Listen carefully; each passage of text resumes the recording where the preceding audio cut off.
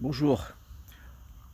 En ces temps où le monde célèbre Pâques, je souhaiterais partager avec vous une petite lecture de la parole de Dieu qui se trouve dans la première épître des Corinthiens au chapitre 6 et au verset 6 jusqu'au verset 8. Je vais lire. C'est bien à tort que vous vous glorifiez. Ne savez-vous pas qu'un peu de levain fait lever toute la pâte? Faites disparaître le vieux levain, afin que vous soyez une pâte nouvelle, puisque vous êtes sans levain, car Christ, notre Pâque, a été immolé. Célébrons donc la fête, non avec du vieux levain, non avec un levain de malice et de méchanceté, mais avec les pains sans levain de la pureté et de la vérité. Voilà, dans ce passage, on voit que le levain représente l'influence mauvaise. Mais c'est vrai que dans la parole de Dieu, excepté dans Matthieu chapitre 13, verset 33, le levain symbolise un peu la bonne influence du royaume des cieux.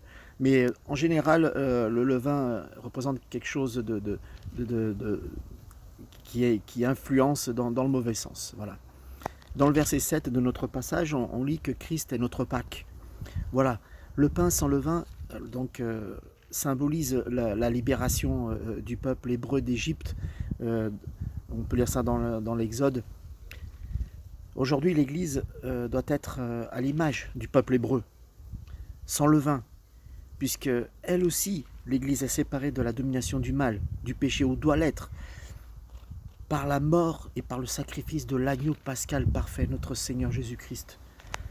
Voilà, contrairement à la Pâque de l'Ancien Testament, qui est une fête célébrée chaque année par les Juifs, nous, croyants, sauvés par grâce, nous célébrons chaque jour cette Pâque, en nous rappelant que Jésus-Christ est notre Pâque, qu'il est vivant, qu'il est mort, c'est vrai, mais qu'il est ressuscité au troisième jour.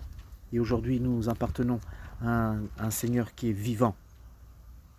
Voilà, célébrons la véritable Pâque, notre Seigneur Jésus-Christ. Soyez bénis.